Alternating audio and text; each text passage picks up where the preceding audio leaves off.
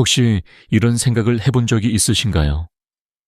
지금 이 세상, 이 몸, 이 마음, 이 감정이 정말 나일까요? 우리가 믿고 있는 현실이라는 것이 과연 진짜 존재하는 걸까요? 아니면 단지 찰나의 파동처럼 일어났다, 사라지는 환영일 뿐일까요? 불교의 역사 속에서 수많은 철학자와 수행자, 그리고 현대의 물리학자들까지도 침묵하게 만든 단 한 구절이 있습니다. 너무 짧지만 너무 깊어서 한 번 듣는 순간 마음이 멈추는 구절, 바로 색즉시공 공즉시색. 이 네 글자는 단순한 철학이 아닙니다.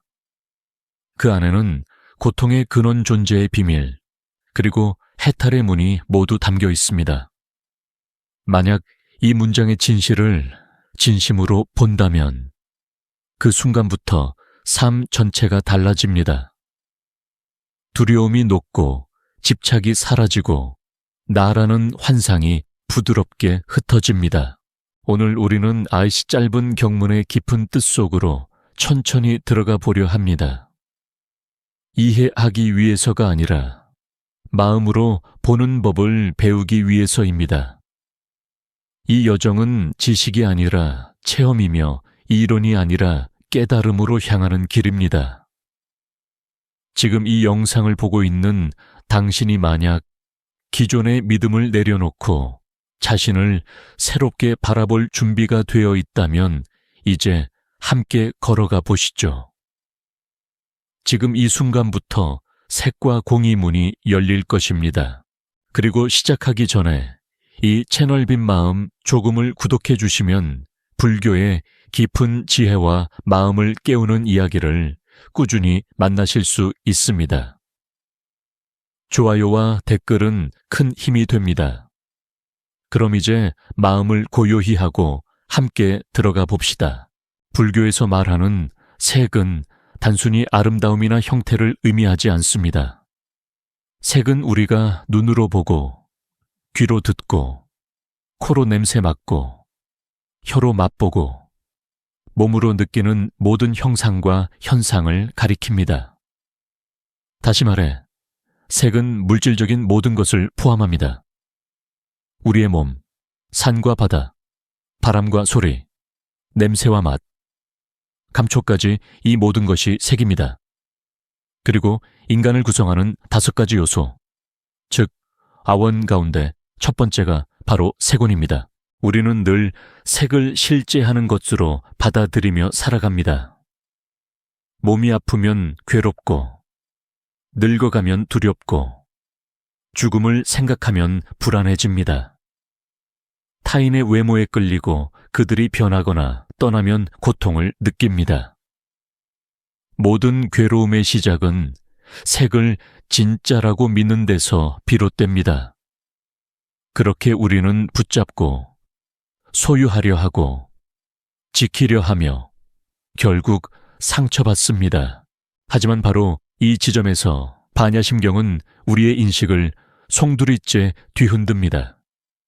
색즉시공, 즉 우리가 보고, 듣고, 만지고, 느끼는 모든 색은 실체가 없다는 것입니다.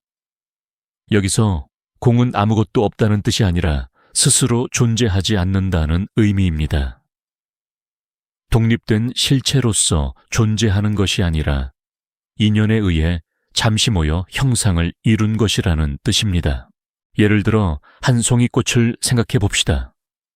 우리는 꽃을 보고 이것은 꽃이다 라고 말하지만 그 안에는 하늘의 구름, 비, 흙, 햇살, 바람, 그리고 사람의 손길이 모두 들어 있습니다. 그 어느 하나라도 빠지면 꽃은 존재할 수 없습니다. 즉, 꽃은 그 자체로 있는 것이 아니라 수많은 인연이 잠시 만나 형성된 결과일 뿐입니다. 그러므로 꽃은 자성이 없다. 바로 그것이 공입니다. 색이 공이라는 것은 사라져버린다는 뜻이 아닙니다. 오히려 공이기 때문에 끊임없이 변하고, 흐르고, 생겨나고, 사라질 수 있는 것입니다. 모든 것은 관계 속에서만 존재하며 그 관계가 끊어지면 형태는 흩어집니다. 이것이 바로 색즉 시공이 전하는 깊은 통찰입니다. 많은 사람들은 공이라는 단어를 들으면 공허함, 상실 혹은 물을 떠올립니다. 그래서 반야심경의 색즉 시공을 듣고는 모든 것이 허무하다고 오해하곤 합니다. 그러나 불교에서 말하는 공은 부정이 아니라 깨달음의 문입니다. 공은 없음이 아니라 스스로 존재하지 않음이며 모든 현상이 인연으로 이루어졌음을 밝히는 지혜입니다. 어떤 것도 홀로 존재하지 않습니다. 모든 것은 관계 속에서만 드러납니다. 꽃이 피려면 햇살과 비와 흙이 필요하듯 인간의 삶 또한 수많은 인연이 만나 이루어집니다. 내 몸은 부모로부터 왔고 부모는 또 그들의 부모로부터 이어졌습니다. 숨 쉬는 공기, 마시는 물, 먹는 음식까지도 모두 타인과 자연의 도움으로 존재합니다. 이처럼 모든 존재는 서로 기대어 살아갑니다. 바로 이것이 공이 진실입니다. 현대 물리학도 이와 같은 깨달음에 다가가고 있습니다. 과거에는 물질이 단단한 입자로 이루어졌다고 믿었지만 과학이 발전하면서 그 안이 대부분 빈 공간이라는 사실이 드러났습니다. 원자 속 99% 이상이 아무것도 없는 공간이며 우리가 단단하다고 느끼는 것은 사실 에너지의 진동일 뿐입니다. 물질은 본질적으로 고정된 것이 아니라 끊임없이 변하는 파동의 흐름입니다. 이렇게 보면 색즉 시공이라는 부처님의 가르침과 현대 과학은 같은 방향을 가리키고 있는 셈입니다. 그러나 부처님께서 이 말씀을 하신 이유는 철학을 설명하거나 놀라움을 주기 위해서가 아니었습니다. 그분은 고통에서 벗어나게 하기 위해 말씀하셨습니다.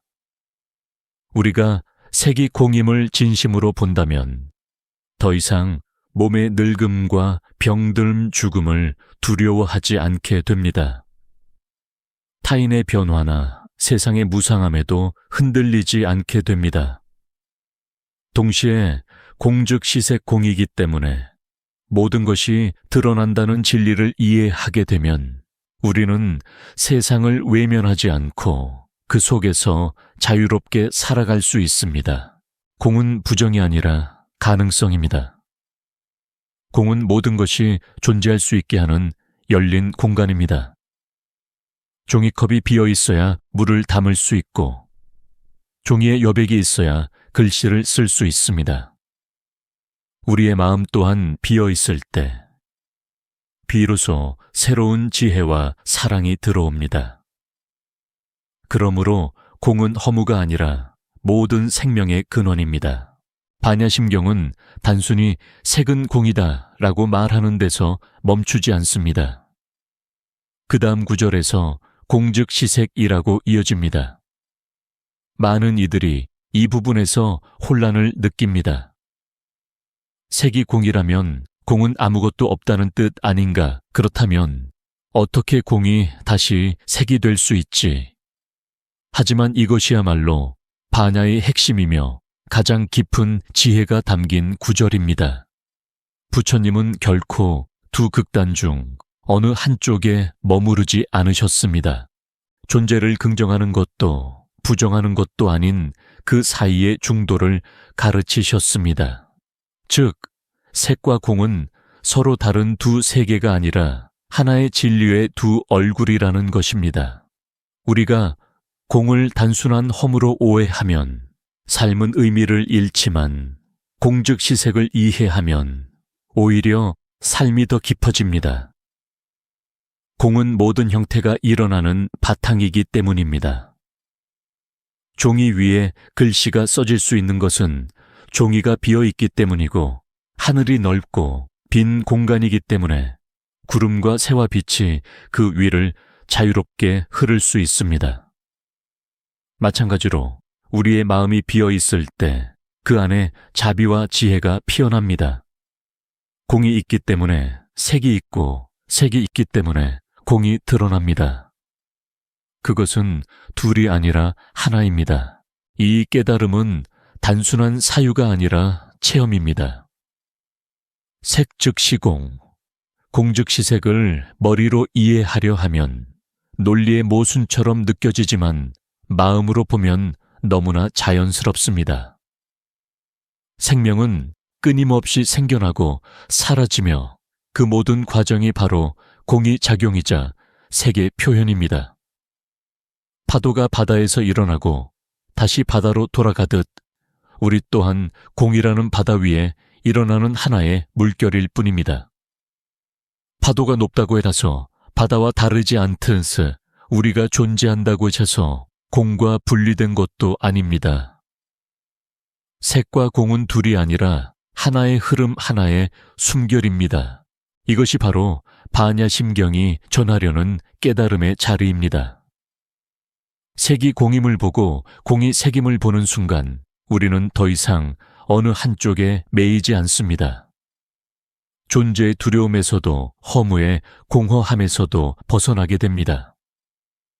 그때 마음은 고요해지고 삶은 한결 가벼워집니다. 우리는 세상과 분리된 존재가 아니라 세상과 하나로 이어진 존재임을 알게 됩니다. 그 깨달음의 자리에 선 사람은 더 이상 세상을 피하지 않습니다.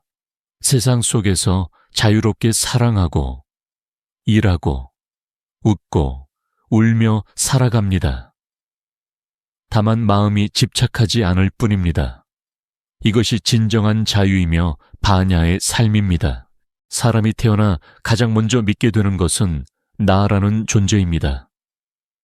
우리는 몸을 돌보고 꾸미고 다치면 아파하고 늙어가면 두려워합니다. 누군가 내 몸이나 외모를 비난하면 상처받고 죽음을 생각하면 공포에 휩싸입니다. 몸을 나로 여기기 때문입니다. 하지만 부처님은 이 몸 또한 나가 아니라고 하셨습니다. 그것은 오온 가운데 하나인 색온에 불과합니다. 오온이란 인간을 이루는 5가지 요소로서 색, 수, 상, 행, 식을 뜻합니다. 색은 몸과 물질, 수는 감정과 느낌, 상은 인식과 기억, 행은 의지와 반응, 식은 의식과 알아차림을 말합니다. 이 5이 모여 나라는 환상을 만들어냅니다. 그러나 이 모든 것은 끊임없이 변합니다. 몸은 하루에도 수없이 세포가 죽고 새로 태어나며 마음은 매 순간 다른 생각과 감정으로 바뀝니다. 그렇다면 변하지 않는 나란 무엇일까요? 실은 그런 것은 없습니다. 나는 고정된 실체가 아니라 5온이 잠시 모여 만들어낸 현상일 뿐입니다. 하지만 우리는 이 가짜 자아를 너무나 강하게 믿고 살아갑니다. 그래서 몸이 병들면 자신이 병들었다고 생각하고 감정이 변하면 인생이 흔들린다고 느낍니다. 그렇게 우리는 오온의 흐름 속에서 나라는 허상을 붙잡고 괴로워합니다. 불교에서는 이러한 잘못된 믿음을 아집이라 합니다. 아집은 모든 고통의 뿌리입니다. 이것은 내 것이다. 나는 이렇다는 생각이 생기는 순간 비교와 경쟁 욕망과 두려움이 함께 자라납니다. 하지만 오온의 진실을 본다면 마음은 달라집니다. 나라고 여겼던 것은 단지 인연으로 모인 요소들의 모임이었음을 알게 됩니다. 그러면 집착이 줄고 삶의 무게가 가벼워집니다. 이 진리를 깊이 본 사람은 더 이상 세상을 흑백으로 나누지 않습니다. 잘나도 좋고 못나도 괜찮습니다. 얻어도 놓아지고 잃어도 괴롭지 않습니다. 왜냐하면 나라고 믿었던 그 중심이 더 이상 단단하지 않기 때문입니다. 그 자리에 고요함이 생기고 세상을 있는 그대로 받아들이는 마음이 자라납니다. 바로 그때 공의 지혜가 현실 속에서 살아 숨쉬기 시작합니다. 세상에서 가장 큰 두려움은 죽음이 아니라 사라짐입니다. 많은 이들이 가난이나 병보다도 자신이 더 이상 존재하지 않게 될까봐 두려워합니다. 그래서 공이라는 가르침을 들으면 본능적으로 거부감을 느낍니다. 모든 것이 공이라면 나는 대체 어디에 있는가? 내가 사라진다면 삶의 의미는 무엇인가? 하지만 부처님께서 말씀하신 공은 없어짐이 아니라 진실한 존재 방식입니다.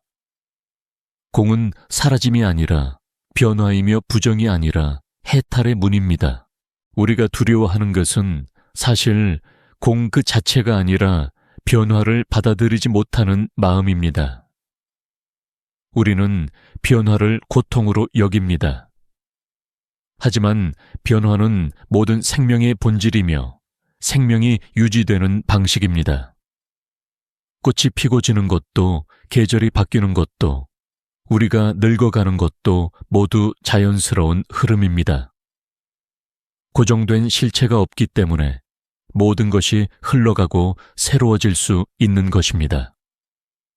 만약 모든 것이 변하지 않는다면 세상은 이미 죽어 있을 것입니다. 그러므로 공은 두려워할 대상이 아니라 생명의 가능성입니다. 불교에서는 이 진실을 무상이라 합니다. 모든 것은 변하고 그 변함 속에 삶이 있습니다.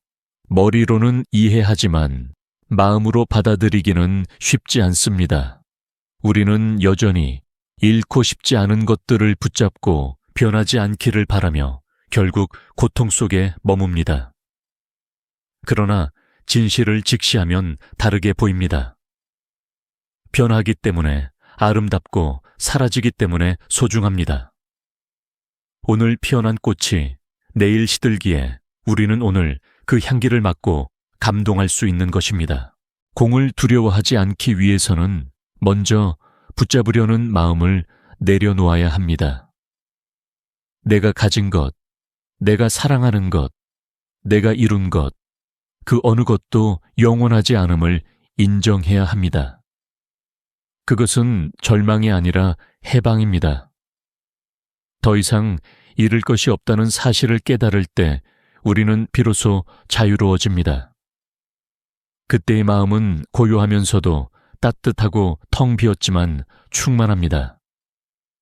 공을 깨닫는다는 것은 그 어떤 것도 영원히 내 것이 아님을 아는 동시에 이 순간 존재하는 모든 것에 감사하게 되는 일입니다.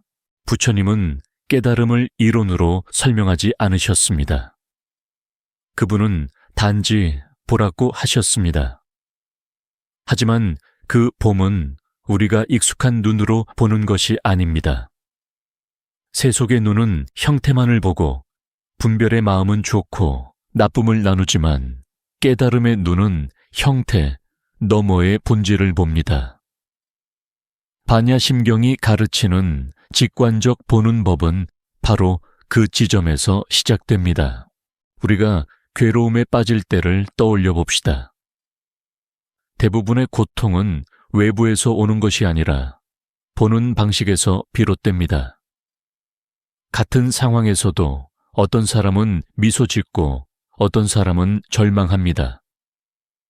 외부의 사건은 같지만 마음이 해석하는 방식이 다르기 때문입니다. 부처님은 그것을 견이라 부르셨습니다. 잘못된 견해, 즉 사견이 있으면 세상을 왜곡해서 보고 거기서 끝없는 집착과 분노가 생겨납니다.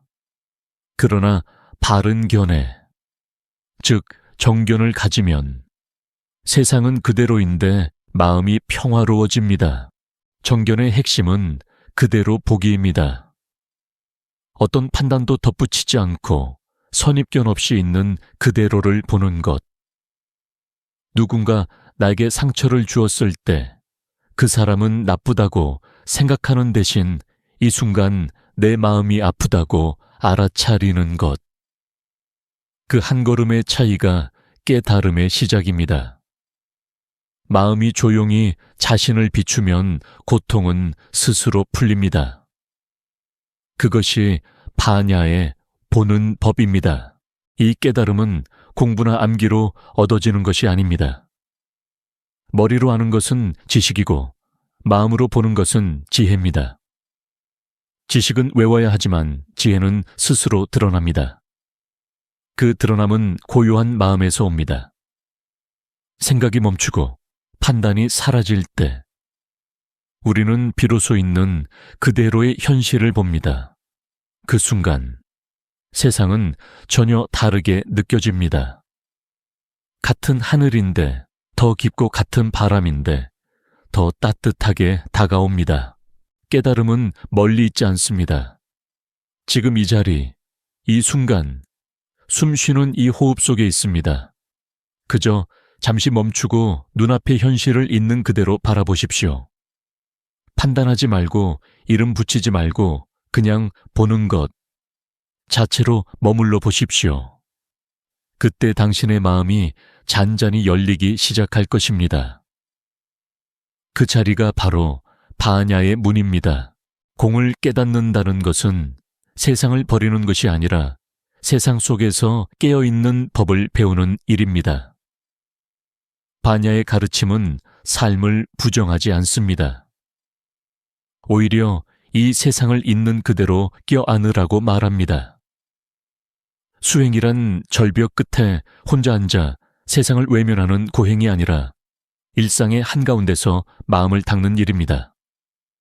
밥을 짓고 아이를 키우고 일터에서 하루를 보내는 그 순간순간이 모두 수행의 자리입니다.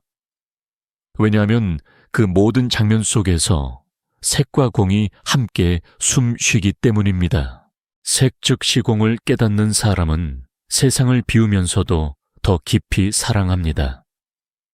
그 사랑은 소유가 아닌 이해에서 오고 집착이 아닌 자유에서 피어납니다.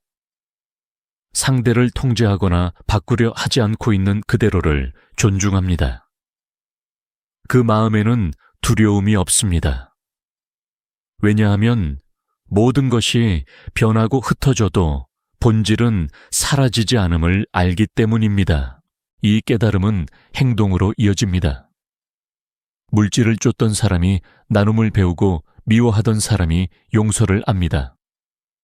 모든 것은 인연이라는 사실을 알기에 판단이 줄고 타인의 아픔을 내 일처럼 느끼게 됩니다. 그렇게 공의 지혜가 자비로 흘러나옵니다. 파냐의 깨달음이 가슴으로 내려올 때 삶은 곧 수행이 되고 수행은 곧 사랑이 됩니다. 세속과 출세를 나누지 않고 신성한 순간과 평범한 순간을 구분하지 않습니다. 설거지를 하면서도 길을 걷다가도 우리는 공 속에서 살아갑니다.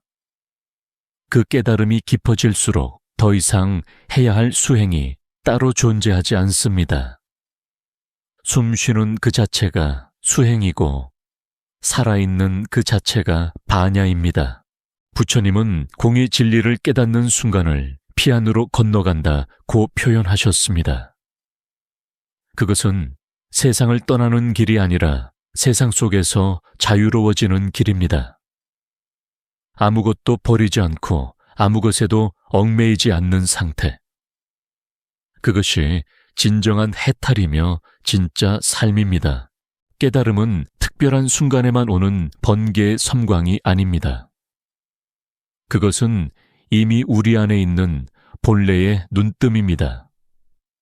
다만 우리가 분별과 욕망으로 가려 보지 못하고 있을 뿐입니다. 반야심경이 말하는 지혜는 새로운 것을 얻는 것이 아니라 이미 있는 것을 다시 보는 일입니다. 그래서 부처님은 모든 법은 마음에서 비롯된다고 하셨습니다. 마음이 맑으면 세상도 맑고 마음이 혼탁하면 세상도 어둡습니다. 결국 세상을 바꾸는 길은 마음을 바꾸는 길이며 그 시작은 보는 법을 바꾸는 것입니다. 반야의 삶이란 끊임없이 자신을 비추는 삶입니다. 분노가 올라올 때 그 분노를 억누르거나 숨기지 않고 그저 지금 내 안에서 화가 일어나고 있구나 하고 바라보는 것입니다. 기쁨이 찾아올 때에도 이 기쁨 또한 머무르지 않겠구나 하고 알아차리는 것. 그렇게 모든 감정과 생각을 투명하게 비추는 순간 우리는 더 이상 그것에 끌려다니지 않습니다. 그것이 반야의 자유이며 평화의 근원입니다. 깨달은 사람이라 해서 슬픔이 사라지는 것은 아닙니다. 다만 그 슬픔에 빠지지 않습니다. 그는 울되 맑게 울고 웃되 집착 없이 웃습니다. 고통이 와도 거부하지 않고 행복이 와도 붙잡지 않습니다. 모든 것을 있는 그대로 경험하되 그 안에 갇히지 않습니다. 이런 마음이 바로 반야의 마음이며 그 마음에서 피어나는 삶이 깨달음의 삶입니다. 반야의 삶을 사는 사람은 더 이상 이것은 세속적이고 저것은 성스럽다는 구분을 두지 않습니다. 밥을 먹고 걷고 말하고 듣는 모든 순간이 수행이 되고 깨달음이 됩니다. 그에게는 특별한 경계가 없습니다. 세상 속에서 살아가면서도 세상에 매이지 않고 세상과 함께 숨 쉬면서도 그 안에서 자유롭습니다. 그 자유는 고요하고 따뜻합니다. 어떤 상황에서도 무너지지 않는 중심, 어떤 변화 속에서도 잃지 않는 평화. 그것이 바로 반야의 삶이며 우리가 돌아가야 할 본래의 자리입니다. 이제 우리는 색즉시공 공즉시색이라는 네 글자 안에 담긴 모든 길을 함께 걸어왔습니다. 처음에는 낯설고 어려웠던 이 한 구절이 이제는 삶의 문처럼 느껴질지도 모릅니다. 색은 공이기에 변하고 공이기에 살아있으며 공은 색이기에 드러나고 경험되고 사랑받을 수 있습니다. 그것이 바로 존재의 순환이자 깨달음의 흐름입니다. 결국 반야의 지혜는 머리로 외우는 경문이 아니라 매 순간 살아있는 진실입니다. 지금 이 호흡 속에서, 지금 이 감정 속에서, 지금 이 관계 속에서 공은 늘 함께하고 있습니다. 깨달음은 먼 길 끝에 있는 것이 아닙니다. 이미 여기, 당신 안에 있습니다. 다만 우리가 그것을 잊고 있었을 뿐입니다. 그러니 더 이상 찾으려 애쓰지 마십시오. 지금 이 순간을 있는 그대로 느끼고 바라보십시오. 그 자체가 반야이며 그 자체가 해탈입니다. 부처님은 말씀하셨습니다. 천경만 놈보다 한 걸음에 깨달음이 낫다. 우리가 지금 이 순간 멈추어 자신을 비추는 그 한 걸음이 바로 피안으로 건너가는 길입니다.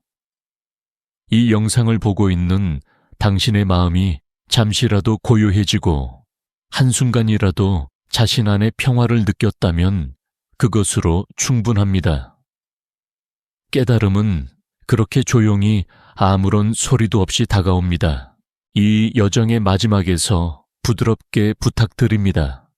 지금 이 순간 느낀 평온함과 통찰이 마음에 남는다면 이 채널 빈 마음 조금을 구독해 주세요.